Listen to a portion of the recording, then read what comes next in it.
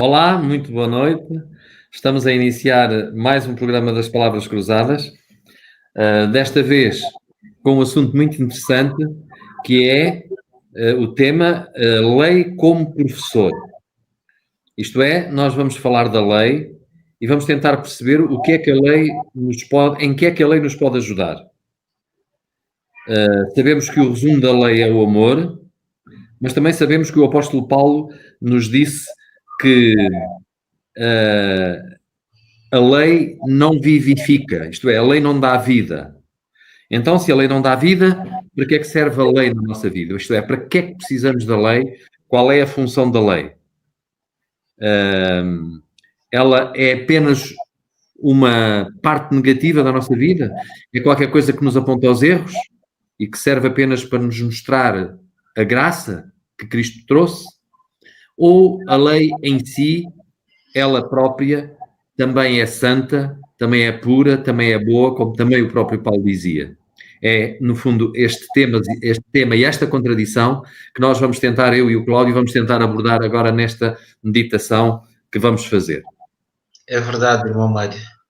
E o irmão Mário disse bem que o apóstolo Paulo e a própria lição vêm abordar esse assunto, que a lei não dá vida, a lei não salva, mas sem a lei ninguém é salvo, e é a própria lei que indica o caminho para a vida que é Cristo. E é sobre essa matéria que nós vamos procurar falar aqui em poucos minutos também. Exatamente.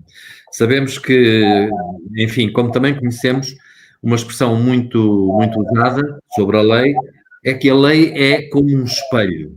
A lei serve para nós nos olharmos e vermos os defeitos que temos. Nós usamos em nossa casa os espelhos quando estamos sujos, quando temos uma mancha na pele, na cara, etc. Nós olhamos ao espelho e temos a possibilidade de nos limpar.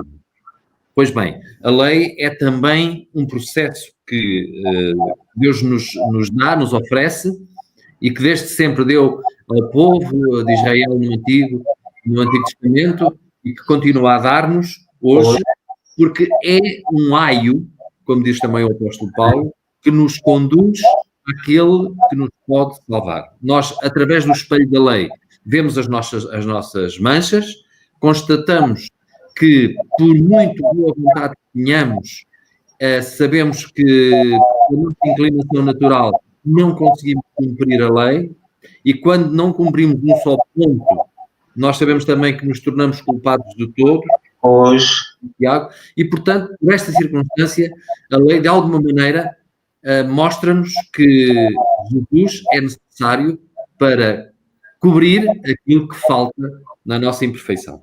Porque a lei, irmão Mário, só para acrescentar, é para nós também como um código de conduta que nos ajuda a percebermos em que passo, em que momento da caminhada nós nos encontramos. Porque é por intermédio da lei, tal como o irmão Mário disse bem, que serve para nós também como um espelho, que nós conseguimos ver em que pontos da caminhada cristã nós estamos a falhar. Se é a falta de amor, se é a falta de zelo, se é a falta de cuidado. Então, tudo isso é a lei que nos mostra, porque sem a lei, o que é que seria de nós? Porque mesmo os países organizados, eles são organizados porque existem leis. Porque se não existissem essas leis, seria uma confusão tremenda. E nós sabemos até, para dar uma comparação muito interessante, entre aqueles países que são os mais desenvolvidos, se quisermos, aqueles onde existe um nível de vida melhor para os cidadãos, são exatamente aqueles países que têm uma noção muito clara daquilo que é o dever, a obrigação, daquilo que é o cumprir, por exemplo, os horários, de ser rigoroso nesse cumprimento. E quando isso acontece, sabemos que esses países se sobressaem em relação aos outros. E temos muitos exemplos na Europa do Norte, os países que cultivam a cultura do relógio, da pontualidade, como a Suíça, como os países nórdicos, como a Holanda, esses países, de facto, sempre foram à frente. Porquê? Porque a lei geral, estamos a falar das leis sociais também, elas, quando são rigorosas, E quando se põe no espírito dos cidadãos a necessidade de as cumprir, sabemos que isso traz benefícios. E, ora bem, a lei que Deus nos deu, que vem desde os primórdios da humanidade, essa lei, quando é cumprida, quando, enfim, ela não traz em si vida, sabemos que não, mas pode, inclusivamente, trazer benefícios para as pessoas que a cumprem. E isto é um aspecto que às vezes passa despercebido, porque existe muito a ideia de que agora já não vivemos debaixo da lei, mas debaixo da graça, e então podemos espezinhar a lei. Quer dizer, este é um conceito muito, enfim, pentecostal, muito da parte protestante, que nos acusa a nós, adventistas, porque proclamamos a santidade da lei, porque nos acusa a nós de vivermos debaixo da lei. Ora, isto é um falso argumento, porque sabemos que a lei realmente não vivifica, não nos dá vida, a lei em si não tem poder de nos salvar, sabemos disso, mas a lei conduz-nos a Cristo. E a lei é o nosso exemplo. Porque o próprio Cristo também nos ensinou, como diz a lição, que o resumo da lei, no fundo, é o quê? Amar a Deus sobre todas as coisas e amar ao nosso próximo como nós mesmos. Por esse motivo, não é verdade? A lei é o cumprimento do amor. É verdade.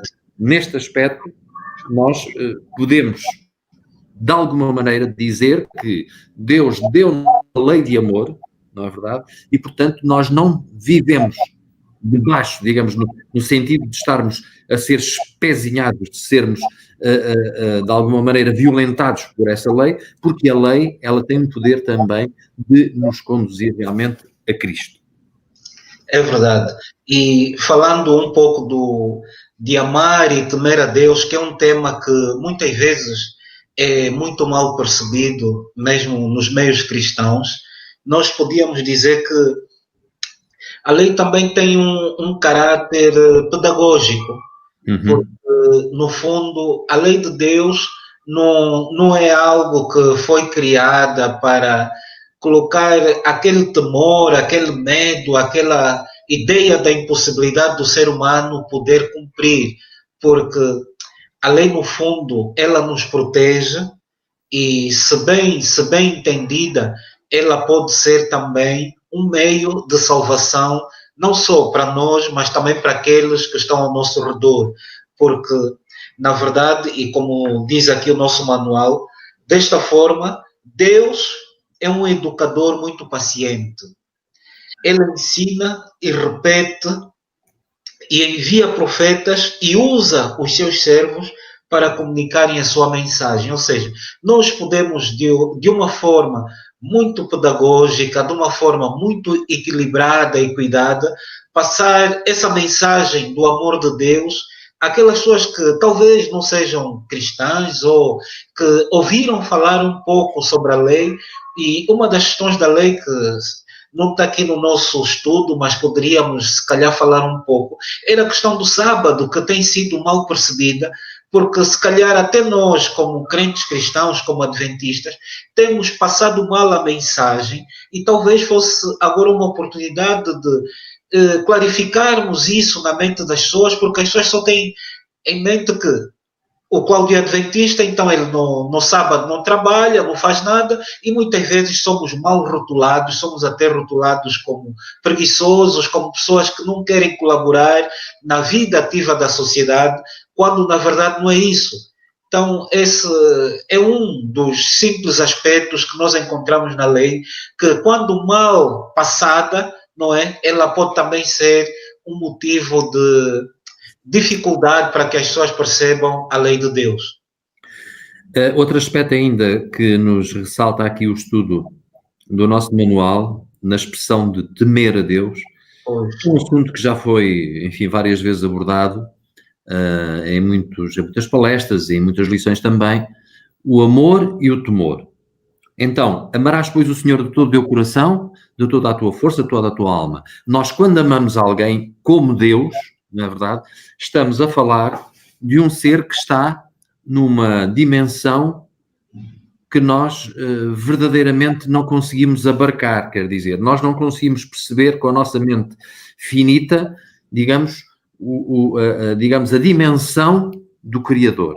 Não conseguimos compreender. Ainda esta semana foi notícia a visibilidade de uma estrela que explodiu e criou uma nova, quer dizer, e isso foi detectado pelo telescópio Uber e foi noticiado nos noticiários nacionais, e realmente aquela estrela estava a não sei quantos milhões de anos-luz. Isto prova, diziam eles, que o universo está numa expansão. E nós, ao ouvirmos isto, acreditamos que Deus é maior que o universo, quer dizer, que Deus controla este universo que nós temos muita dificuldade em compreender, quer dizer. Então, é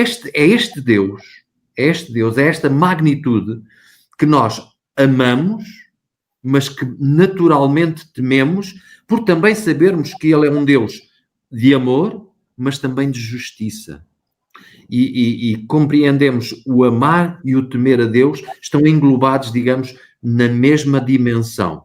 Nós amamos a Deus, mas naturalmente, quando pensamos na magnitude e na omnipotência deste Deus, nós, naturalmente, tão pequenos, temos que ter também uma noção, temos que ter também um sentimento de temor, no bom sentido, não medo, naquele medo de fugir, não, mas porque sabemos que Ele é um Deus amorável, é um Deus que nos deu Jesus Cristo, quer dizer, é um Deus que se deu no fundo a si mesmo para nos salvar.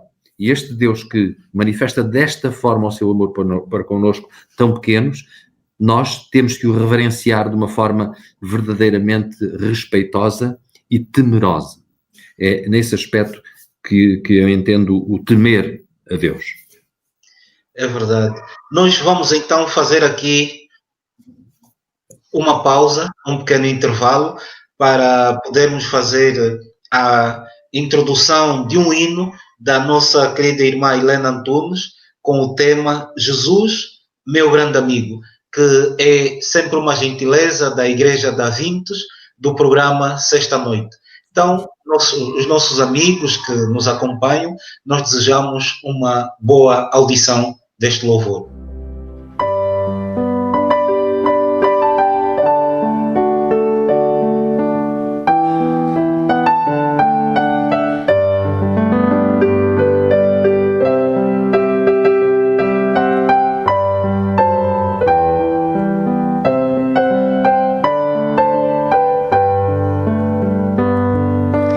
Dizem que sou jovem e nada sei, mas sei que se enganam porque eu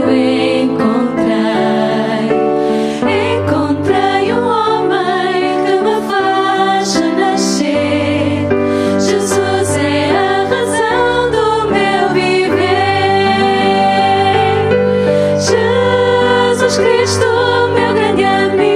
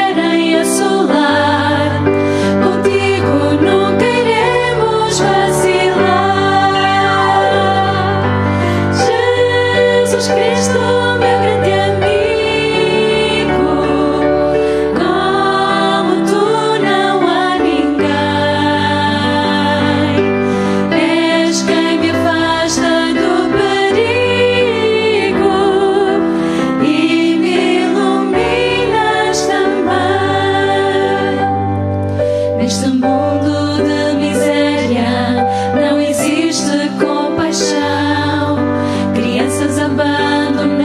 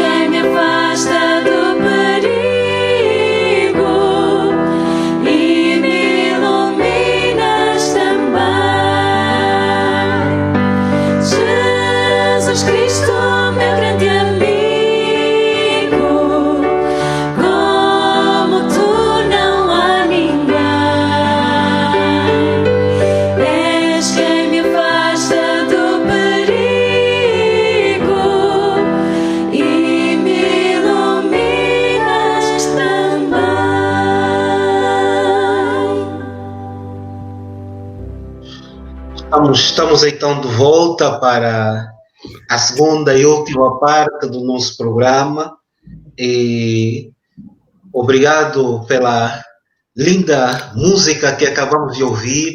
De facto, que Jesus seja verdadeiramente o nosso grande amigo nesta jornada rumo à Canaã Celestial. E eu vou introduzir aqui um tema e o irmão Mário já vai poder comentar sobre uma testemunha contra ti, não é? E Exato. este é um assunto que Moisés teve de apresentar ao povo, não é? No sentido de que, ao terem, ou seja, o povo ao receber as leis de Deus, eles precisavam de, primeiro, exercer fé nessas leis para poderem cumprir e depois, se de facto eles não fossem obedientes, e a questão aqui é a obediência, se não fossem obedientes à lei de Deus ou às leis de Deus, eles teriam então os seus, não é? Ou seja, Deus como uma testemunha contra eles, de que de facto Moisés passou essas leis, explicou ao pormenor como é que deviam ser observadas, mas o povo, na sua rebelião, na sua rebeldia, tiveram então a opção de escolher entre seguir aquilo que são as orientações de Deus ou então desobedecê-las. E é sobre isso que eu vou pedir também o comentário do irmão Mário antes de prosseguirmos com o programa. Senhor, nós estamos aqui numa situação muito especial, isto é, Moisés está a chegar ao fim da sua vida e o povo de Israel está prestes a entrar na Terra Prometida. E Moisés vai passar o cetro da liderança a Josué. E é, nesta altura, que Deus lhe instrui um cântico, lhe ensina um cântico para que ele o pudesse transmitir ao povo, e nesse cântico, Deus, que sabe de antemão que vai ser traído, isto é, que as suas leis, as leis que ele deu a Moisés, vão ser esquecidas pelos novos habitantes, pela nova geração que, entretanto, vai herdar a Terra Prometida, mas Deus já sabe que essa geração lhe vai ser infiel, e apesar disso, Deus não desiste deste povo, instrui a Moisés com um cântico em que ele fala ao povo da situação que eles irão viver no futuro. E ele quer que agora este povo, estas pessoas que estão a entrar na Terra Prometida, decorem, fixem aquele cântico para, de alguma maneira, mais tarde o transmitirem aos seus descendentes, que Deus sabia que iriam ser infiéis. E aqui a lei, Deus também deu instruções a Moisés para que os levitas pusessem a lei aonde? Na Arca do Concerto. Que a lei pudesse estar sempre presente, para quê? Para ser uma testemunha contra a desobediência do povo. E isso é realmente extraordinário, não é verdade? Deus podia ter desistido deste povo, como aliás ele chegou a pedir a Moisés, não é verdade? Vou destruir este povo. Sim. E de ti farei uma nação, não é? E aqui Moisés, digamos que um pouco à semelhança de Cristo, disse, não, se fizeres isso, mata-me com este povo. E, portanto, vemos que Moisés pediu a Deus que não fizesse isso, não é verdade? E então Deus vai dar a Moisés uma razão para que o povo não se venha a esquecer da ideia presente de que Deus já sabia que eles iriam mais tarde ser desobedientes, mas que apesar disso, Deus manteve aquele povo como o seu povo eleito. É verdade. E um pouco mais adiante nós conseguimos ver que muitas das dificuldades que nós como povo temos vivido e enfrentado é por causa da nossa desobediência às leis de Deus. Ou seja, existe também a teoria, e a lição veio falar um pouco sobre isso, de que muitos, e eu passo a citar aqui o manual, não é, num dos parágrafos, que muitos atualmente creem que os sinais de sucesso são a inovação, a criatividade e a autoconfiança. Ter êxito numa indústria específica, requer frequentemente ter talento extraordinário e correr riscos. Mas aqui a pergunta que eu fiz a mim mesmo é: será que o ser humano, ao se esquecer ou a desobedecer às leis de Deus, ele consegue ter sucesso? E o sucesso, eu não estou a dizer que é a realização de um sonho terreno, de terminar uma licenciatura, de ser bem-sucedido num determinado negócio. Eu estou a falar já, a pensar em algo maior do que isso. Será que a nossa esperança se resume unicamente naquilo que nós acreditamos que é viver bem, abundantemente nesta terra, ou ela pode ser um pouco mais além? Exatamente.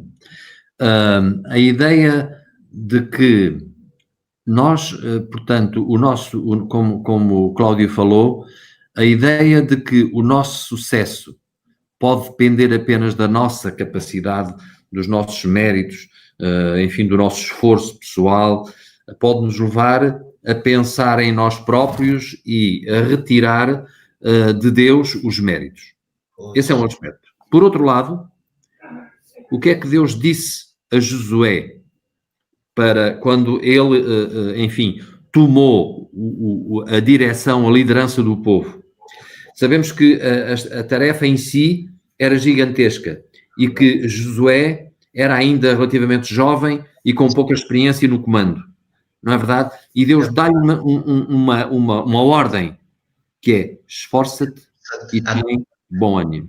É verdade. Esforça-te e tem bom ânimo. O esforço, portanto, Deus não retira da lição ou da mensagem que transmite Josué, não retira o esforço pessoal.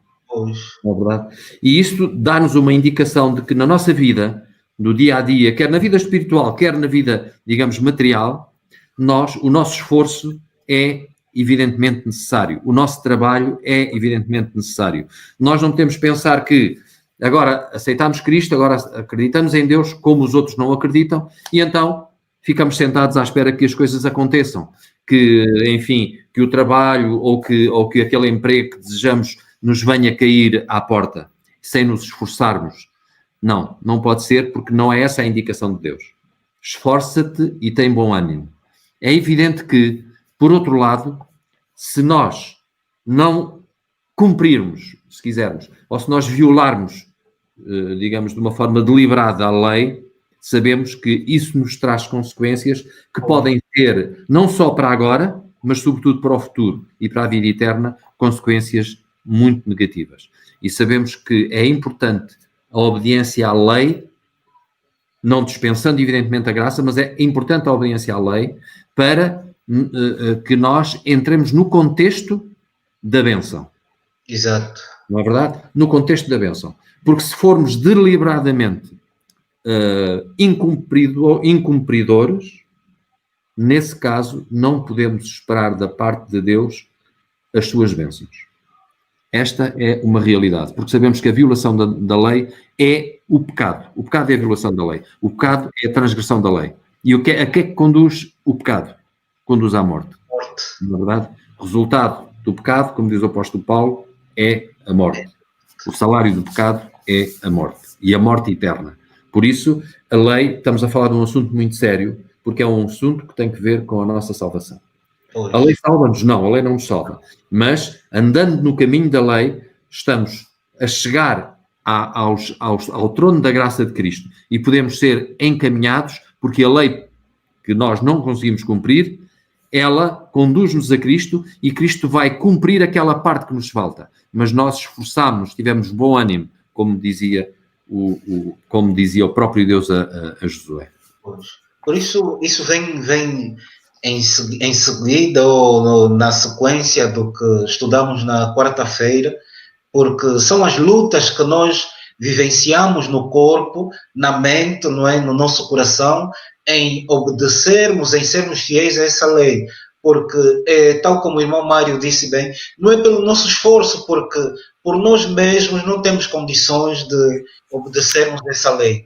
Por isso é que é uma questão que, tal como no passado, nós hoje devemos aceitar este desafio da lei unicamente pela fé e a graça que nós recebemos de Jesus Cristo, porque por nós mesmos nós jamais conseguiremos ser fiéis a essa lei. E diz aqui que o facto é que não conseguimos explicar, porque vivemos num mundo de pecado, de mal, num mundo em que o grande conflito está o rubro e nenhum de nós está imune. Ou seja, temos lutas, temos dificuldades em obedecer a esta lei. Muitas vezes tropeçamos, outras vezes caímos, mas o foco, a questão aqui deve ser olharmos para Cristo, olharmos para o seu sacrifício, por tudo aquilo que ele representa na nossa vida, para podermos então continuar em pé e nos fortalecendo naquele que é a rocha da nossa salvação. Há aqui um aspecto que eu achei muito interessante também na lição de quarta-feira, sobre os cumpridores da lei, não é verdade? E as lutas que os cumpridores da lei têm, e nós vimos alguns exemplos. Primeiramente, vimos Ezequias, um exemplo extraordinário de um homem que ele fez o que era bom e reto e fiel perante o Senhor, e toda a obra que ele empreendeu no templo, no serviço da casa de Deus, diz o texto, era de acordo com a lei e os mandamentos. É verdade. Isto é muito interessante.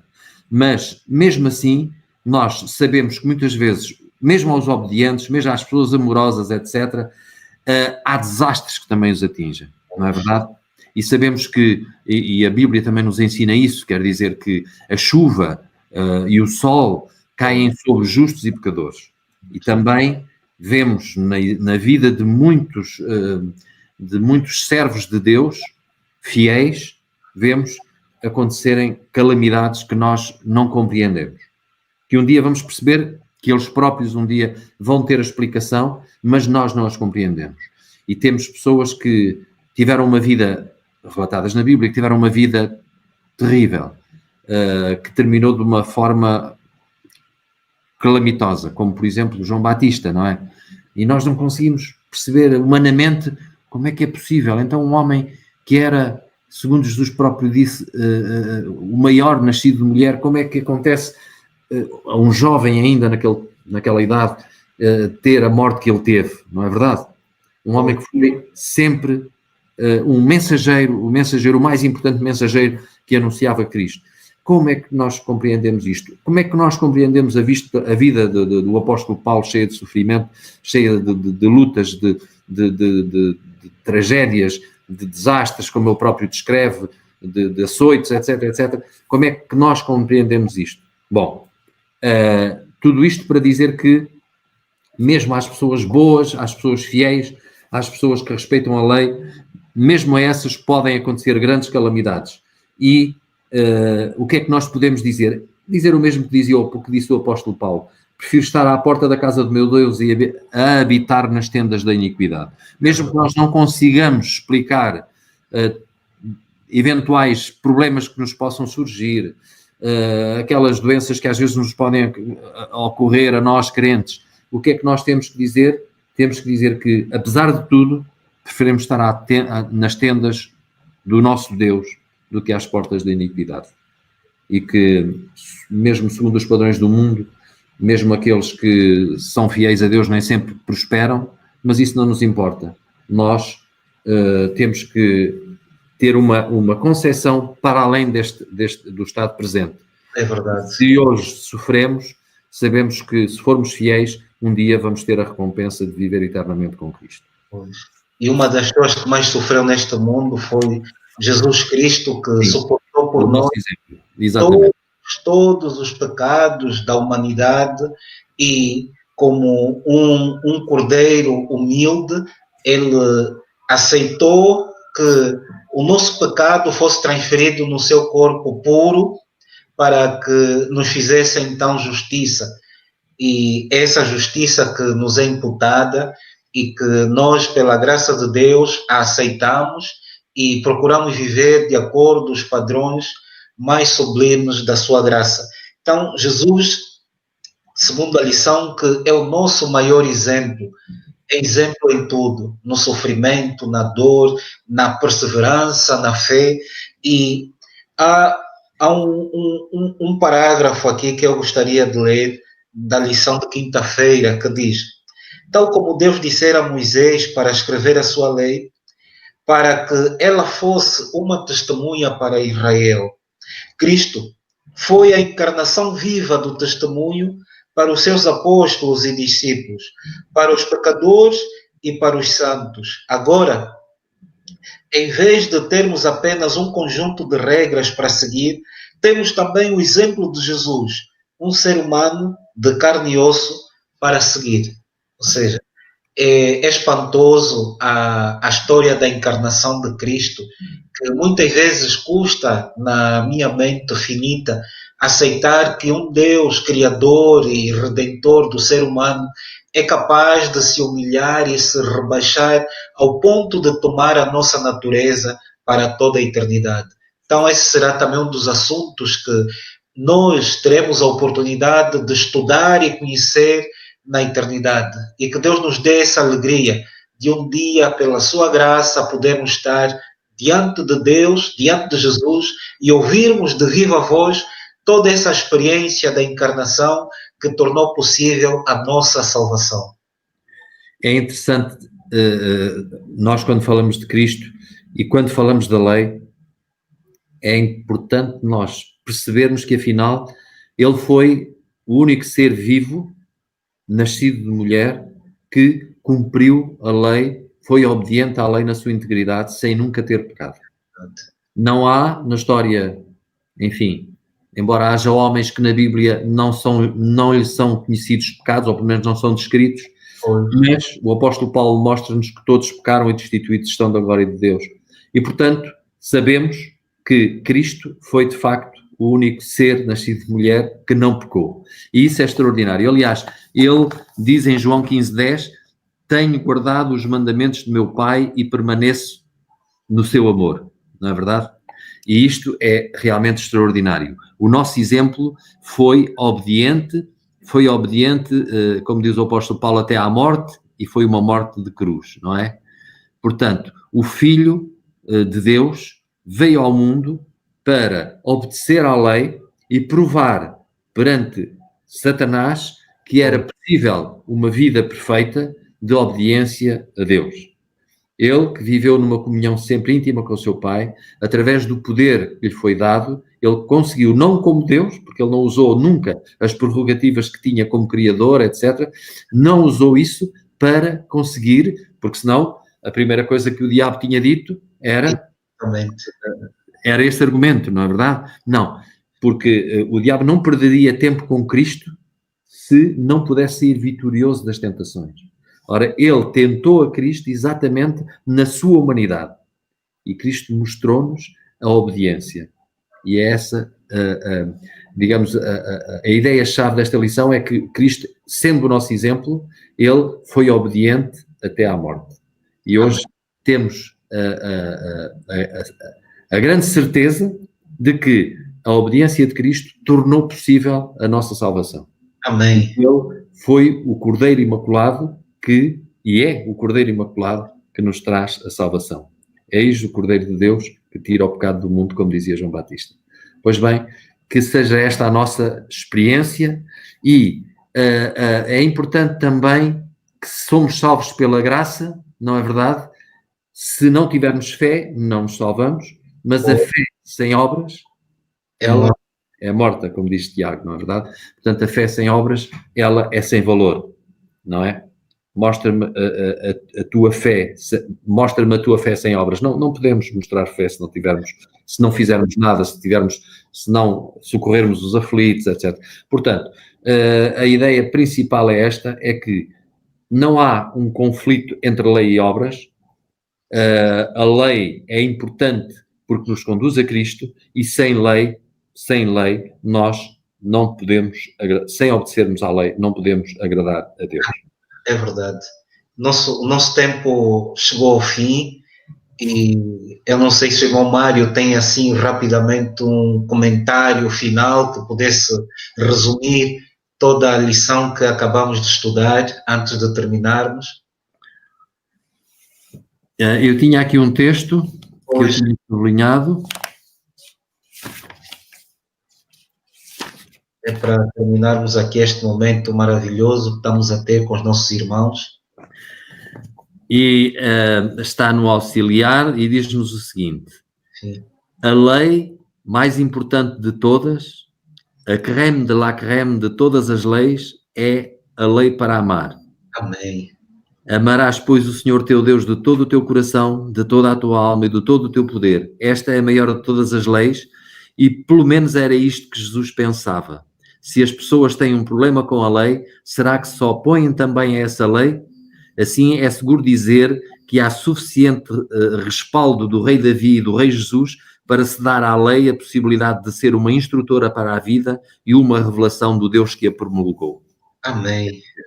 Verdadeiramente, a lei do amor possa contagiar os nossos corações e também os corações daqueles que nos ouvem e aqueles que estão ao nosso redor.